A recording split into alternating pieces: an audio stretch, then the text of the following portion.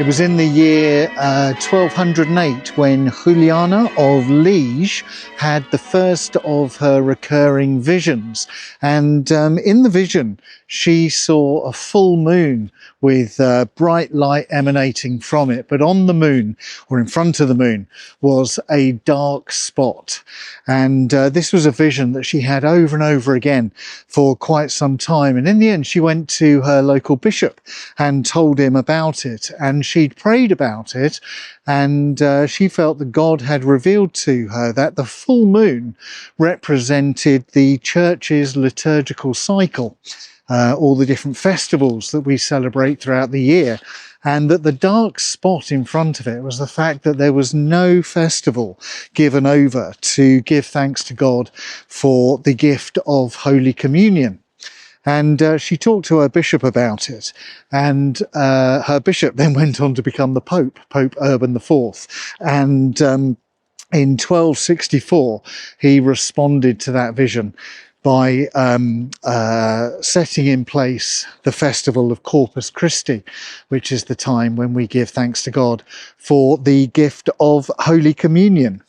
I'm here at the moment down in Cornwall. I don't know how much that you can see. I'll try to show you a bit more in a moment. But down here in Cornwall, I'm on my 3-month study leave, my sabbatical, and I went this morning to a beautiful little country church.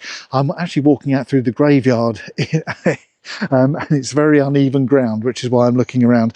And I received Holy Communion, and it was beautiful to receive Holy Communion with Christians I'd never met before, and realizing afresh that we are all one body united by the cross, and that Holy Communion is the great symbol of the beautiful fellowship that we share. But I think there's something quite demonic about the fact that Holy Communion is the one thing that Jesus commanded we should do, and yet it is the one thing that divides Christians more than anything else, and has done throughout history. How demonic is that that Jesus said, do this in remembrance of me? It was the only thing that he actually said we should do as Christians, and it is the one thing where we are most divided as brothers and sisters. And historically that's been the case, of course. Orthodox churches don't recognise the validity of Roman Catholic communion. Roman Catholics don't recognise the validity of Anglican communion. Anglicans don't recognise the validity of independent churches. Some people say you can only take communion when you're confirmed. Other people say you can't take it unless you're baptized. Some people say you've got to have wafers and wine. Other people say no, you've got to have bread and grape juice. It's one of those things, isn't it, that we argue about over and over again. And I've been to so many church conferences where for a period of 3 or 4 days we are in unity together, and then we have a Eucharist, a communion at the end, and there are some people who will refuse to come to it because it's not being done properly, or the theology of it is wrong. And I think that's quite demonic.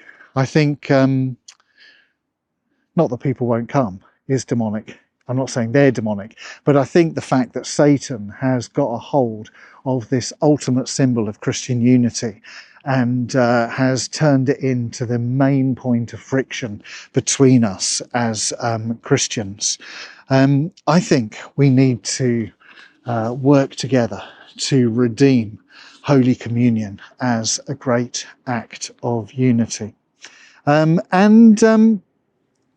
That's partly because it's such a hugely important thing for us to do, isn't it, Holy Communion? It really is, I think, the central tenet of Christian worship as we come together and remember Christ's sacrifice for us on the cross.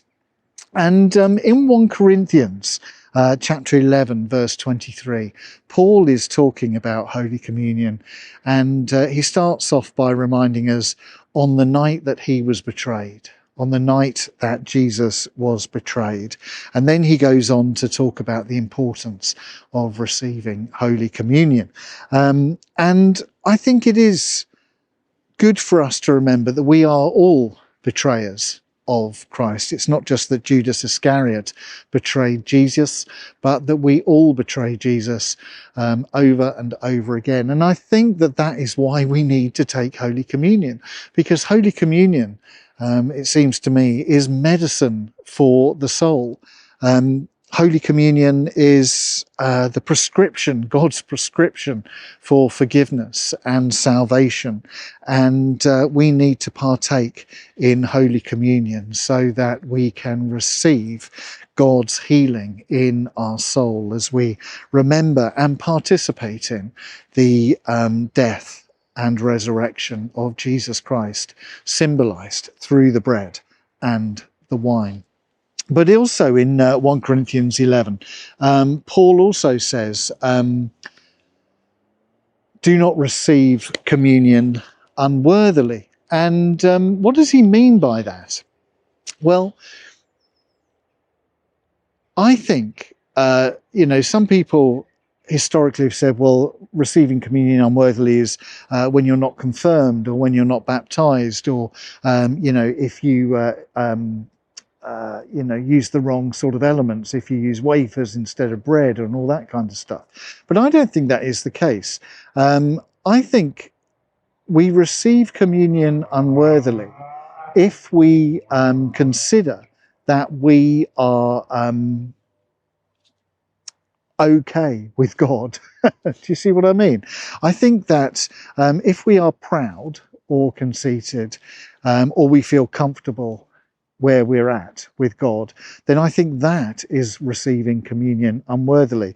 I've been a priest for 30 odd years, and so many times people in churches where I've been at have not taken communion. I've said to them, why didn't you receive the sacrament today? And they said, oh, I don't feel worthy to receive it.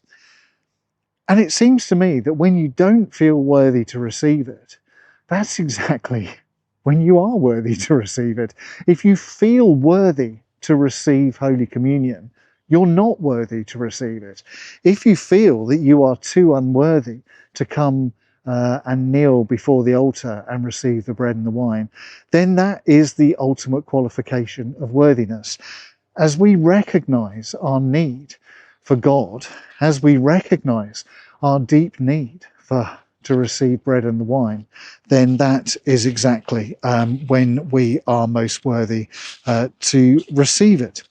So I long for the day when all Christians everywhere will receive Holy Communion together, regardless of theology or denomination. Now, I know that's not going to be easy, because theology is so profoundly important. I've got a Bachelor of Theology, I've got a Master of Arts in theology, I've got a PhD in theology, so I understand the importance of good theology. But it seems to me that transcending all theology is our unity as brothers and sisters in Christ. And so I long for the day when that dark spot that Juliana of Liege was thinking about, when that dark spot is removed from the moon, and Christian brothers and sisters around the world, of whatever denomination, whatever churchmanship, whatever ideas we hold about communion, will be able to lay it all to one side and just participate together in the one simple act of receiving bread and wine together, as Jesus commanded us to do.